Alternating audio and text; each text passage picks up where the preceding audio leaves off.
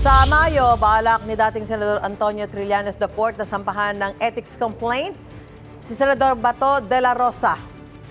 Gusto ko lang pong kumpletuhin yung 6 months na absences niya para talagang wala na hong lusot.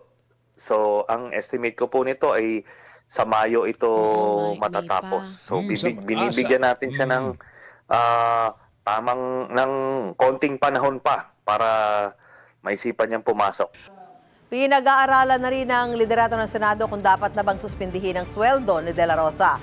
Noong Nobyembre ng nakaraang taon pa huli dumalo sa sesyon si De La Rosa. Sabi ni Senate President Pro Tempore Ping Lacson, dapat manggaling sa Ethics Committee ang rekomendasyong pagsuspinde sa sweldo ni De La Rosa.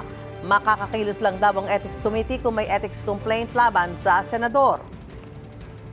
Kasi parang, sabi ko kay SP kanina, paaral natin mabuti kasi covered kami ng civil service law. Baka hindi ubra yung hindi mo pasweldo yung senador kung walang basis. Pero tama rin sa SP, we have our own rules. Titignan kung ano po ang may grounds doon, no? Titignan din siguro yung mga ebidensya at yung mga dokumente kung talagang ito'y pwedeng ituloy, no? Ang kaso. Pinalitan naman sina De La Rosa at Senador Joel Villanueva bilang miyembro ng Senate Committee on Ethics and Privileges. Sina Senador Amy Marcos at Senador Rodante Marcoleta ang pumalit. Si Senate Majority Leader Big Zubiri ang nagmosyon sa sesyon dahil anya sa conflict of interest. Si De La Rosa, hindi pa ulit nagpapakita kasunod ng aligasyong may arrest warrant ang International Criminal Court laban sa kanya kaugnay ng war on drugs noong Administrasyong Duterte, kung kailan PNP chief siya.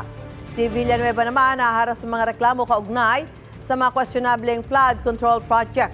Ang kay Ethics Committee Chairman J.V. Ejercito, ngayong kumpleto ng komite ay tatalakayin na ang mga nakabimbing ethics complaint.